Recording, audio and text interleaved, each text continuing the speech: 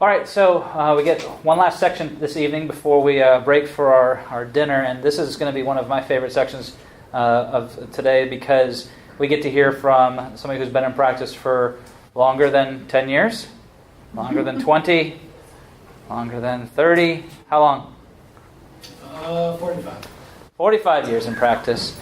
So anytime, it's very interesting because a lot of people have looked at, I'll be very blunt with you, a lot of people looked at the age of our board members in Epic and thought, these young punks, what are they doing? They don't have any seasoning to them, which I question that in part. But the thing is that you can have innovative minds and still lean on years of proven success principles, technically as well as practice-wise.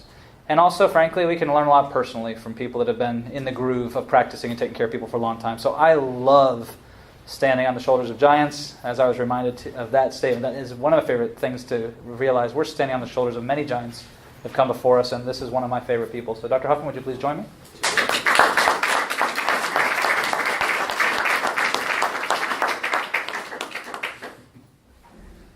Dr. Huffman joined us for please have a seat. Dr. Huffman joined us for Symposium last year, and he went through and just had a candid heart-to-heart with us for about 45 minutes or so.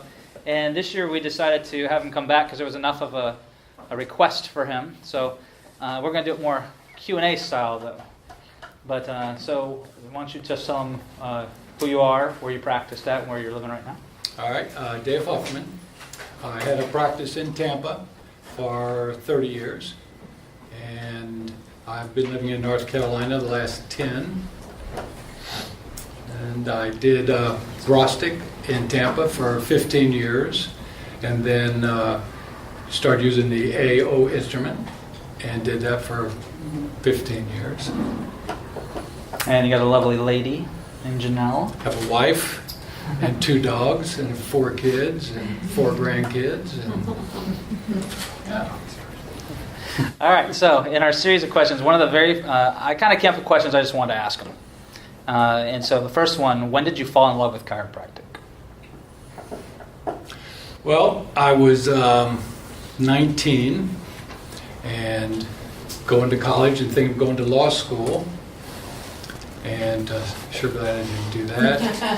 And I was on a summer job and hurt my back. And I was given a free apartment to live in during the summer job out in the woods. It was a great deal, but I hurt my back, had to get into that apartment and lay it on the floor. And I figured I'd never had anything like that. I mean, it was bad. I just laid there, and my cousin was working there with me at the complex place. And he came that evening after work, and he said, "What's wrong?" And I said, "I hurt my back today out, and I can't get off the floor." And he said, "Well, you want to go to see a chiropractor tomorrow?" And I'd never heard of a chiropractor, never heard that word. And I said, what's he do? Well, work on your back, or I said, nah, it was killing me. I didn't want to. So I laid there. Next day, he came back to the apartment. I'm still in the same place. And he said, it's bad. I said, I couldn't hardly breathe, couldn't go to the bathroom. And he said, anyway, third day he came back, and I'm still there. And he said, "Do you want to go see that chiropractor?" I said, "All right." So we got in his Jeep, and he took me to this old town. Now this was just outside St. Louis, Missouri, but it was a small country town. And we drove in, and it was probably 2 streets in this town. And he parked there, and he said, "We've got to go up these steps." So we went up, and I couldn't hardly walk, but we must have went up 30 or 40 old wooden steps, all outside steps, up to a platform, and we went in there, and it was a small waiting room, maybe 6 by 8 foot or something, and there was the old white glass. In the old days, men's waiting room and women's, frosted white glass, wood up, and then men and women, and so we were in there. And about what year was this roughly? 70. Yeah, okay. But back, this town was like way back. Okay. It didn't progress. This was like 1915 or something, where you thought you were. But we're sitting in there, and I'm just wondering what's going to happen, and we hear this scurrying around in this room like a squirrel or something in there. No other way, no people, just me and my cousin, and we're waiting. And I'm hearing this guy, and I'm thinking, oh. And finally, this door opens up, and this short guy, maybe 5'5" or 6", white hair, kind of heavy, looked like Colonel Sanders, just like the bow tie and the glasses and the white shirt and black pants. And come on in. And we go in, and there's a desk and a bench, neat chest type bench. And he said, all he said to me was, sit down. He didn't ask me what was wrong. He said, all right, turn your head to the right, turn your head to the left. And he took this thing and pressed it on my neck, up and down my neck, and he just said, all right, kneel down here. And I could hardly do that, but I got down there, and I'm laying on this, looked like you get shoes, at the shoe store. And he got up over me and hit me in the neck, as far as I knew, and said, and he yelled, "Get up, you're all right." And I got up, but I felt just as bad, obviously. And I was sitting there, and he went right from that mode to starting to tell me about chiropractic. And that's what he wanted to talk about. And I've never seen anyone like that in my life. I still have never seen anyone like that, ever, yet. He was a chiropractor on steroids. But that's what I fell in love with, was his energy and his enthusiasm and his message. I never knew anything about health. I thought you caught diseases and had to go to doctors, because that's what I grew up with, We didn't go to a doctor a whole lot, but when we got sick, that's what you did. And I didn't like that. I remember getting shots and things as a kid, and it hurt, and it scared me. And I was always afraid of medical doctors, and I would even not tell my parents if I felt bad, because I thought they might take me to the doctor. So I had this fear of doctors, and when I heard this story about how the body can heal itself, and it's all about pinched nerves, that excited me, because I thought, well, maybe that's a way to stay healthy and not have to deal with doctors and shots and stuff like that. So he told his story, and it was simple. It's about as simple as it gets. But Jesse had so much energy and so much enthusiasm for chiropractic. Again, that was what enthralled me.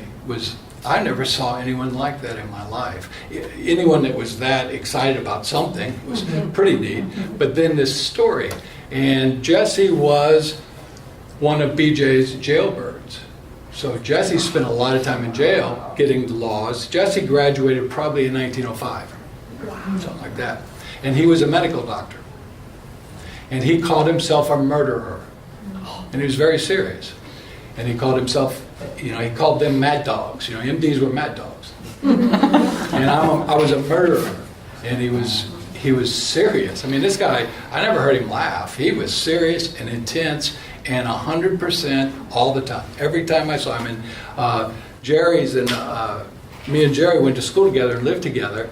And Jerry and I went out and saw Jesse lots of times.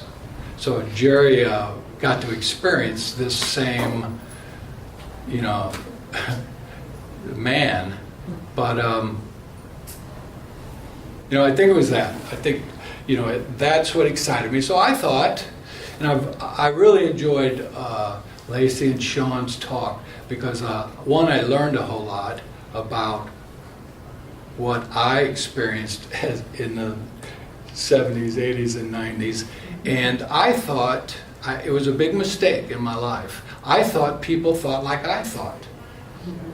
It's silly, but I really thought, if I thought A plus B equals C, and it made sense, I'm a smart guy, and I thought that if I told anyone A plus B equals C, they would come to the same conclusion. And I believed that for, I think, 20 or 30 years in practice. But, Jesse told me a story. I believed it. I didn't even question it. I didn't know that people thought chiropractors were quacks. I never knew that. Jesse didn't tell me. And I said, well, Jesse taught me to adjust people. He had me adjusting him. And he wanted me to come into practice with him. And he said, you don't need to go to school. And he was serious. I mean, the guy was a little out of touch of some things. But he, so, you know, I was all in. Of course, my back got better, but I was all in. And so much so about chiropractic that I didn't even check to see what chiropractic school was about. I said, okay, I'll do that. And the day before school started, I still didn't know.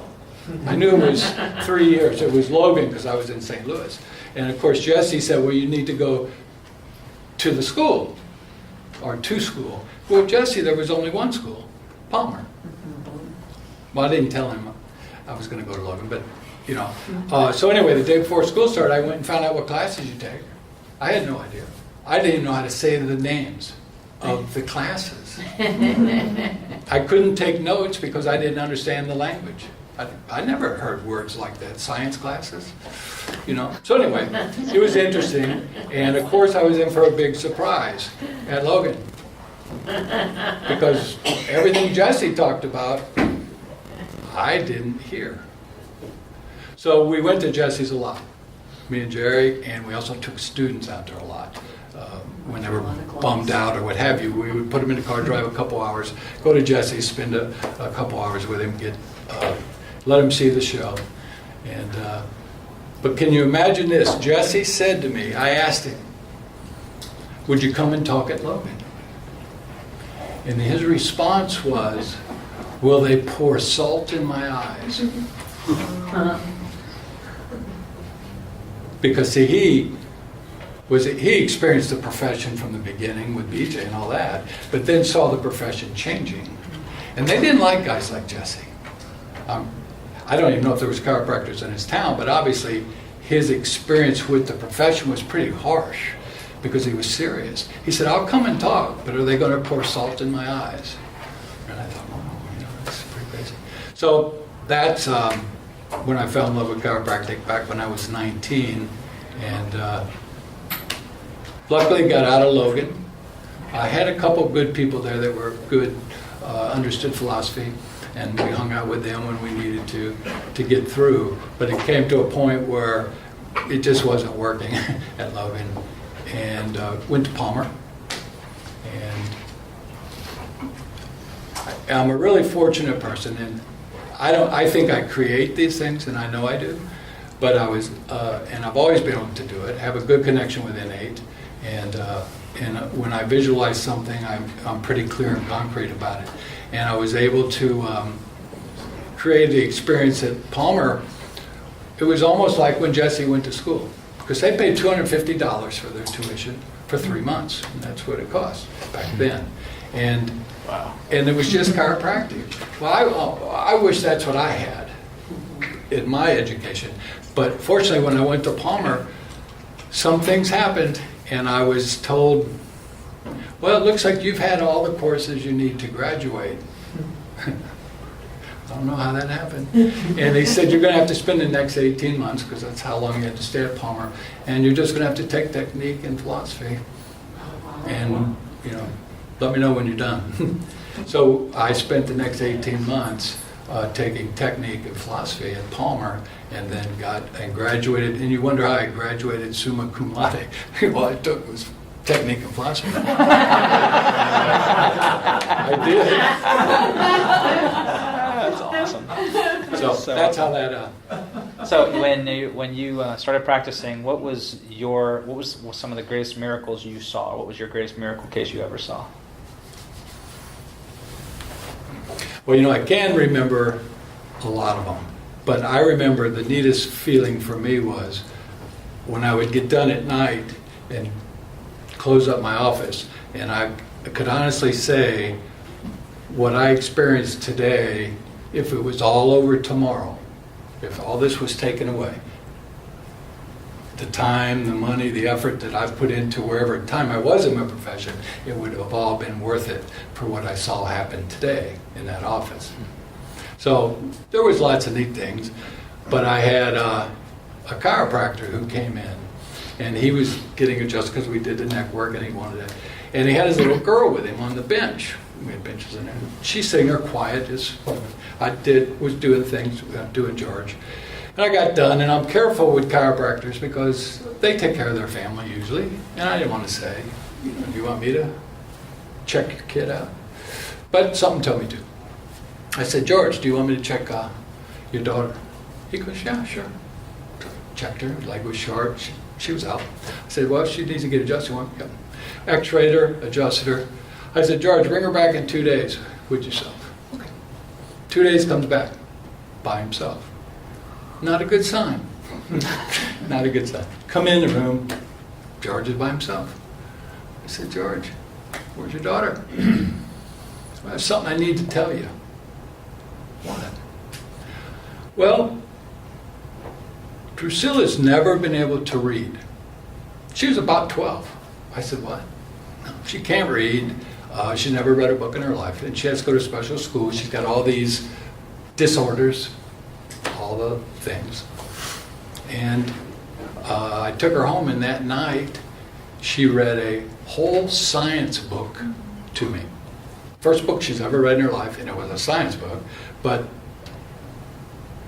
I said, you're kidding. And he said, no. And anyway, get this. This is this little girl. So I took care of her for another 10 or 15 years. She is a stand-up comedian in Atlanta.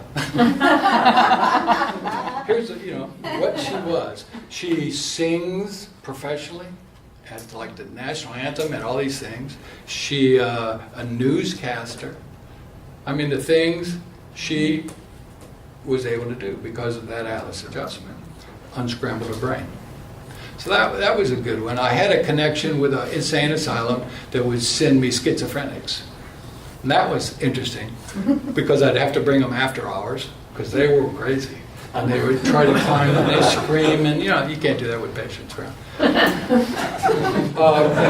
Quite a few of them were completely released normal. And I was able to talk to them afterwards. Well, what do you think happened to you? Because at the time you couldn't talk to them about it. And two of them had worked on merchant sailing ships in rough waters, and they got slung into the guide wires and things that hold up masts and would knock their necks out. And then they slowly developed these insane schizophrenia. So that was pretty cool.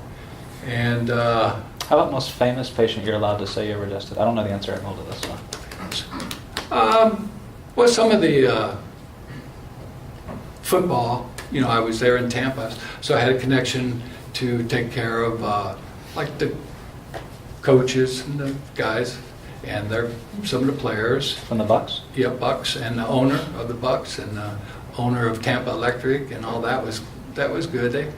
And the Lightning took care of the owners and the hockey players there. They were fun. That's cool. Had a kid that came in and got adjusted, and he raised up off the table, and he said, "What's coming out of my ear?" And I don't know, it was this black tar. Oh my God. But he was deaf in one ear, I didn't know. But anyway, that came back, he became a chiropractor. It just happens. That was good. People that have been, people that were diagnosed with, all the multiple sclerosis and those kind of things, change and clear up, and the wheelchair people and blindness, that's that kind of thing. Hey, students, isn't it amazing when you hear them just say, some blindness stuff? It's no big deal. Yeah, No it's big deal. fascinating. One of the things that happened is I expected it. I expected everyone that I adjusted to get well. And I knew everyone got better because they were at least neurologically better. Obviously, all their symptoms and complaints didn't go away with everyone, but I could say to them all, you're going to be better. I never told people their headache would go away, But anyway, I always expected, and it got to where I had to be careful because I didn't get excited. And it's their first adjustment. I've been doing it 25 years. I've been telling the story, and that's a big mistake because it's their first, and they deserve always to be excited. And it's weird, it's not hard to not get excited because you love it, and it's the greatest thing. But it's important not to do, it's their first time. Or when they got a change, I used to get women come and say, guess what? I say, you're pregnant. And I wouldn't get excited about it, but they were excited. I knew I knew what happened. And so it's important. That's one thing you don't want to ever forget. What was one of your roughest times in practice? Like, what was the hardest or scariest time? Or? Public speaking. I was not a public speaker at all before, obviously. And the practice, I had to get it going. And at the time, DE was big, with Sid Williams and that kind of stuff. This was in like 75 or 6 or 7. And I was real lucky. I had a Grostic guy rent me an office, give me an x-ray machine to use, paid my rent, gave me film. I didn't have to, because he wanted someone next to him. So fortunate. And didn't really know what to do. I wasn't a meter-greeter kind of guy to go places and shake hands. It wasn't my personality. So I had to do something. So I went to DE, and I grabbed 3 of the biggest name DE boys, big practices. And I took each one to their hotel room at the end of the seminar and asked them to give me their lay lecture. That's what we call it. And they would sit there in their room by myself with them and do an hour and a half, they said their lay lecture. So I took 3 of them, went home, and created a lay lecture. Well, you know the mistake, maybe? I think they gave me a lay lecture that was for me. I don't know that they did that to their patients, but I didn't know that. So these were 3 intense lectures. I was pretty intense with my experience with Jesse. I mean, I loved that. I loved his, the way he talked about things and about the mad dogs and, all that. I made a lecture that was so intense. And Sid Williams said, well, you have to go practice it, even if no one's there. So, I'd say I'm doing a spinal care class on Tuesday. No one shows up. He says, you stand in there and you do your lecture to no one. Because one, you're telling the universe you're ready. And also it's good practice. So I had to do that a few times. But I wanted to practice. I wanted some people. So I was able to do the lecture. But it wasn't, I learned so much again, but you guys talked about, because man, did we hit them in the head with stuff. It was too much for chiropractors to hear, let alone people that were just normal. And, but it was very powerful. And I did a lecture every week, and I lectured anywhere I could, because I got used to it after a while. I could do it, and then I just had it, and it was fun. And I lectured at places I won't even tell you, because I signed those stupid things they tell you to when you get to a city and they ask you to come and lecture to all these different, I never knew what they were. Some of them were fraternity things, and I'd show up with my spine and do my lecture. But so public speaking was my scariest thing. All right. So in regards to all your passion that you have for the philosophy of chiropractic, some of you guys may not know this, but Dave had a significant back injury that actually had a great deal to do with him having not practiced for a while. How did you deal with that inside your own philosophy where your body was struggling? Well, I want to tell you something about that, and I'll talk about me, but Jesse was so much into innate running the body and healing the body that he couldn't handle when it wasn't 100% for him.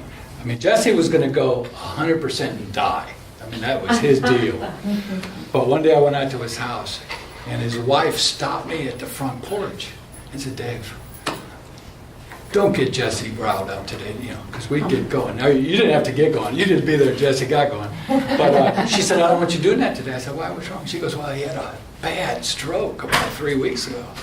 And I mean, he was going to the bathroom all over himself. He couldn't get out of bed. He was bad, but he's better. And he's not going to tell you that's what happened. But I just don't want you getting him riled up. So I go in his front room, and there's Jesse sitting in his chair, and there's another chiropractor in there that's about 75. And Jesse goes, yep, this youngster came to adjust me today. And I said, oh, okay. And he says, well, let's go eat. And he got up and he had a little limp is all. 2 weeks ago, you can imagine what he was. A little limp, so he told me he sprained his ankle. Yeah, I sprained my ankle. But see, he just couldn't see any failing in any way. But anyway, so what was it? For your back. Well, because chiropractors go through their own struggles sometimes. Yeah. If they're not philosophically grounded, it's hard to sometimes not let it shake your confidence in taking care of other people. Yeah. I never saw myself not being a chiropractor. I really saw myself doing it for a long time. And I was, I guess, 50 or 51.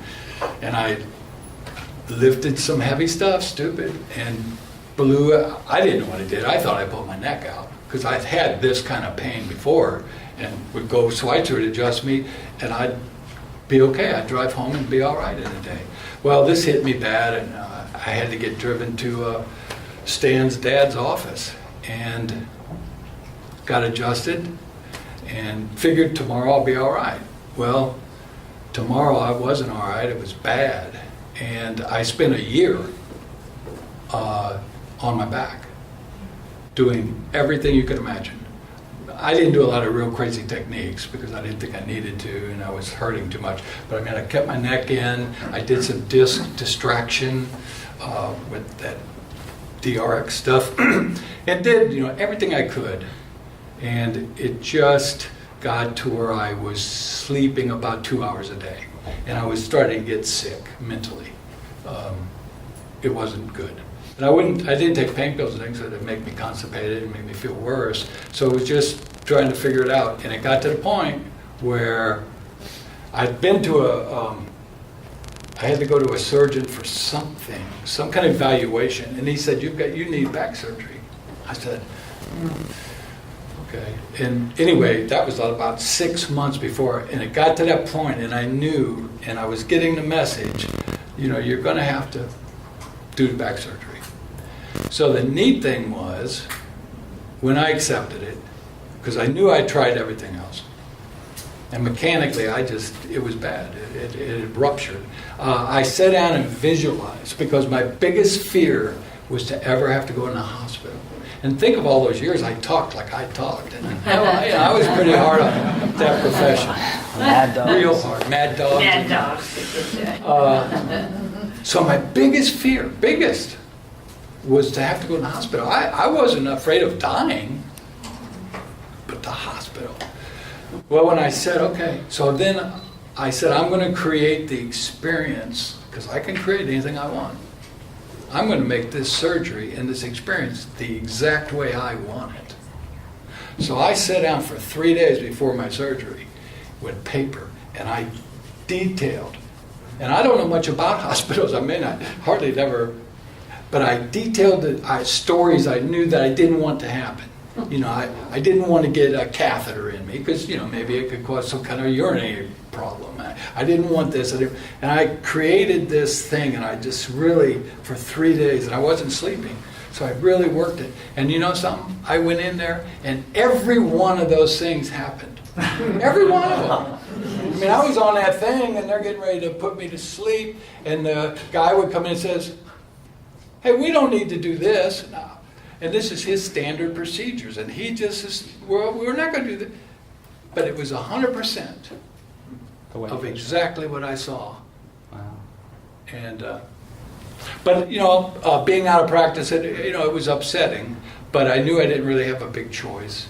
And I was lucky I had some good interns who would come in and work, try to help my practice stay alive. I mean, it's hard to keep a specialized practice alive when you're not around, and so it was.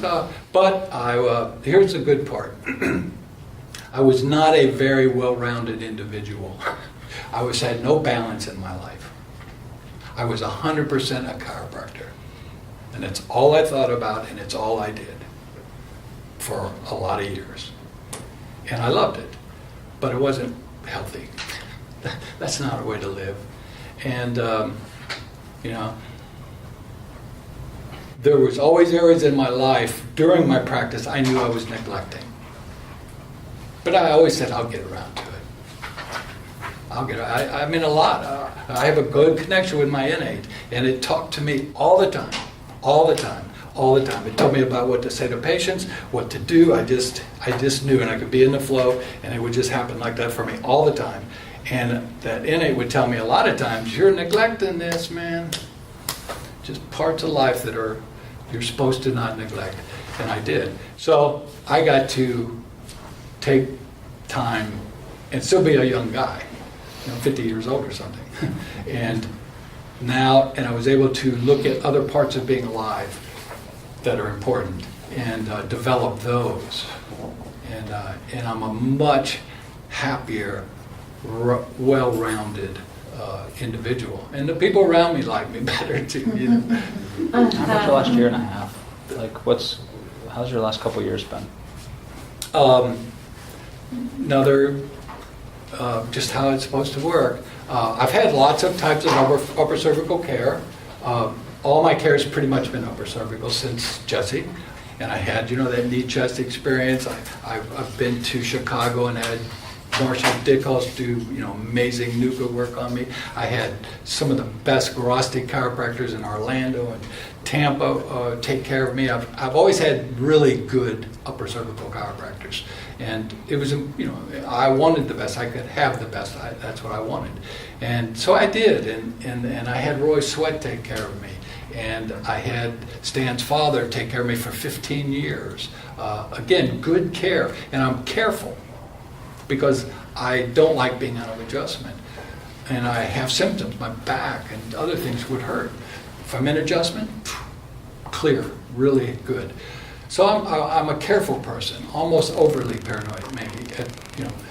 But I would only hold my adjustment a couple months, generally.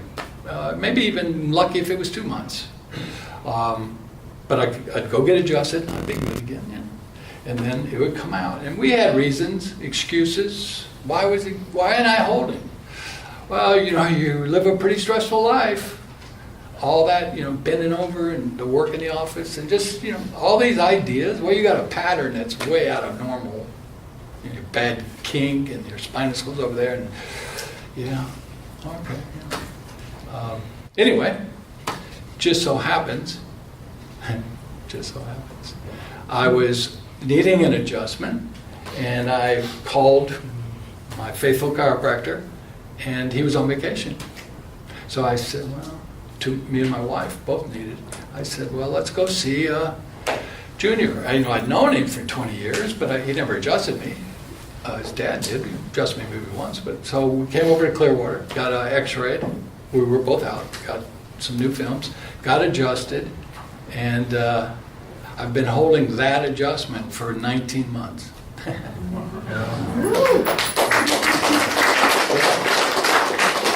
What it's done for me is a couple things. Someone said something tonight about holding for a long time. What happens? And that's the truth, because we know the neurology shrinks when it wants to get away from the nerve, and when you're being chronically subluxated, but when you get adjusted and you're only holding a couple of months, you feel, I got great relief.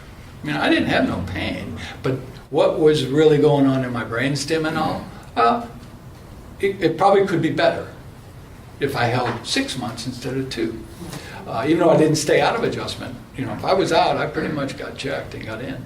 But now holding for 18 months, or 19, I think the biggest thing for me, because I feel really good, but I don't have the fear. See, I had a lot of fear of getting out of adjustment. it was the only thing I was really afraid of, being out, because the best doctor is inside you, and when he's working, I got the best doctor going. But when you're out, that scares me, because that's what runs me. And I would have to drive 12 hours down here from North Carolina to get adjusted. It was kind of a pain in the ass, but I'd do it. But I was always afraid to do things physically, because I might get out. I had a little fear. I didn't turn my head a whole lot. I was careful, driving, just things, but it was a fear. I had a fear. And after holding for 12 months, I still had that fear of them first. Every time I came to Florida, I'd make him check me, and he'd say, okay. But he didn't really, he knew I was probably going to be holding, but I'd still, get check. Well, anyway, I've noticed over the last 6 months or so, I really have lost a lot of that fear that I carried, about being afraid that I was going to get out. And, he's had he does it subtly.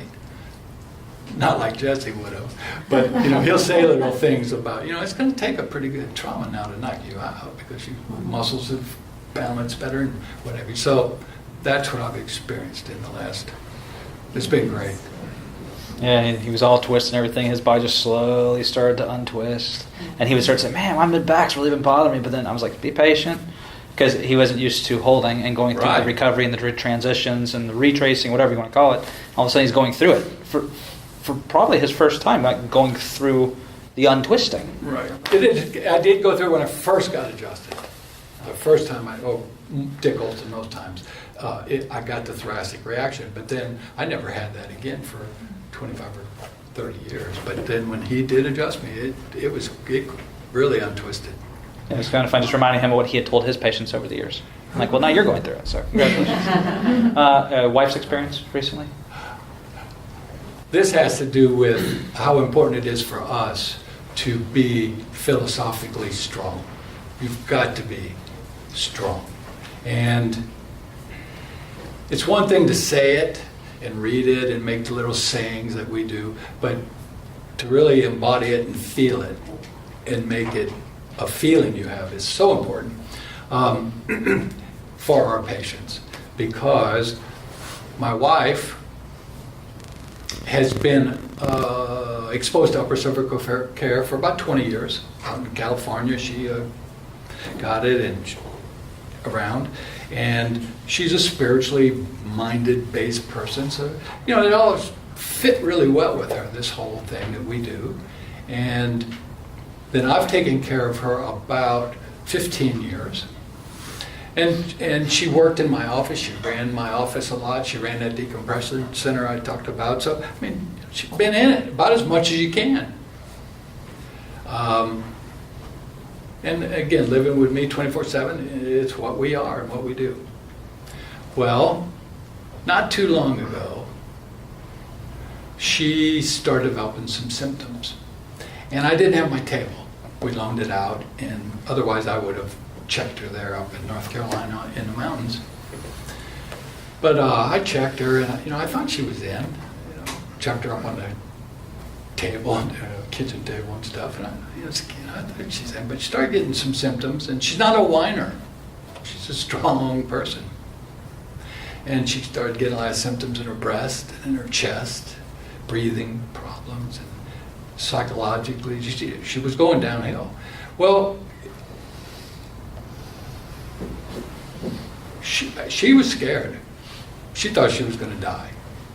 She really did. She said, I've got something really bad wrong. And I said, well, we'll go down to Florida. We'll get you checked out. Well, I had to be careful, because, there was a time when I would have said, hey, you just need to get adjusted. I would never say quit whining. But I would just say, you just need to get adjusted. You're just out. That's what I say about almost everything, because I believe it. Well, I've learned a little bit about how you live with someone, and sometimes you don't do that. So I was very gentle and careful, but I got concerned. I actually got scared, because I saw what was happening to her, and she really wasn't doing well. And then she said, I need to go, and she almost said it, to a real doctor. Nah. And I said, well, and that's where I would have normally said, we don't need to waste our money. I thought, just get adjusted. Well, and she started looking into it, and she really felt she needed something from the outside. She had some bad disease process going on. And she was into getting adjusted. It wasn't that she didn't want to do that, but this was more. So I said, okay, we can go do that. We can get the heart scans, and she was just having a heart attack, and it was bad. Anyway, we got her down here, and I actually, on the drive down, I was letting her call these heart places and let her make appointments to go see what's wrong. And I even thought, well, maybe, I even had some guilt that I thought, I'd feel terrible if something happened and she had a heart attack and I didn't even want her to look into it. That would be horrible. So anyway, we're getting ready to do it all. We come down, and I said, well, let's go see Junior Monday. We go do it. We went in and got, I think we did a new x-ray maybe. Mm-hmm. And she got adjusted. And within 2 hours, which is not unusual for her, she was about 60% better. And within 2 days, she was back to 100%. And she gets she's a sensitive, she feels the spirit.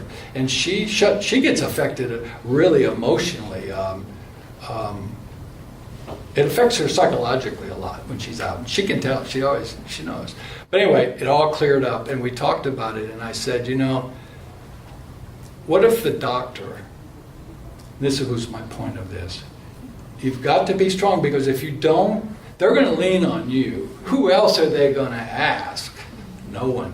And if you're not really strong to get them to follow through. Now, what if Janelle hadn't have gotten adjusted because I was weak and said, you are really sick. Let's go. And you know what happened if she got tested?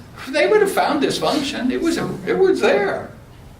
And they would have treated it. And she could have gone down that hallway and probably got a lot worse with all the reactions.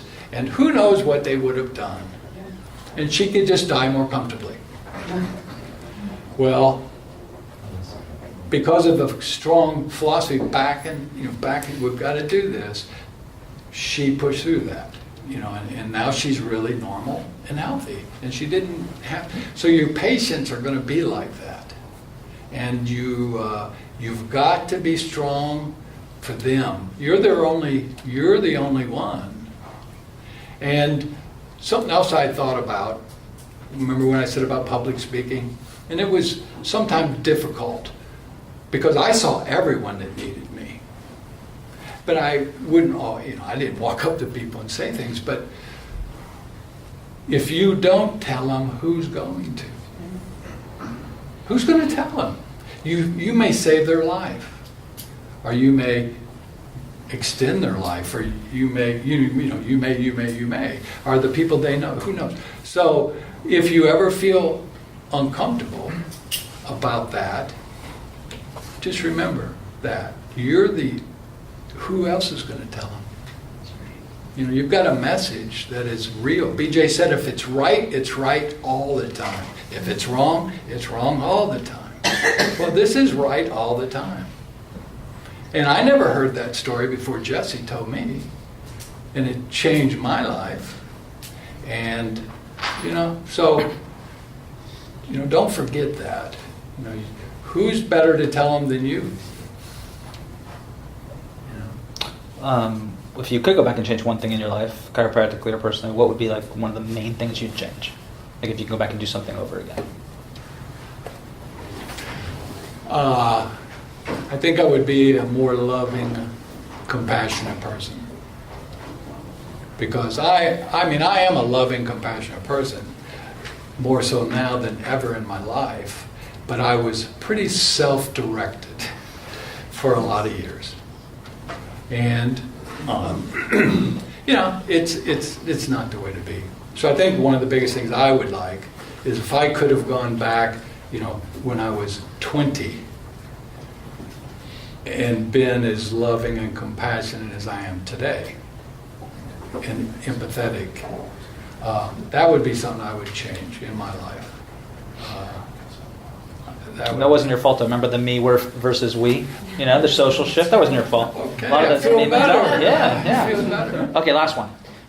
What is your vision of where chiropractic is going to be 10, 20, 30 years from now? And if there was one thing you could do to influence that, what would it be?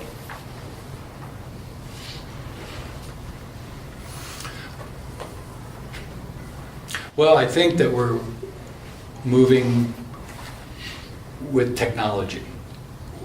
30, 40 years ago, we were all being taught, or I was all taught, stuff that was developed in, 1915, 1920s and 30s, those basic techniques that we were, or I was taught, I don't know what you guys got taught, but that package is old and it's not changed. And there's better ways. That's what everyone talked about.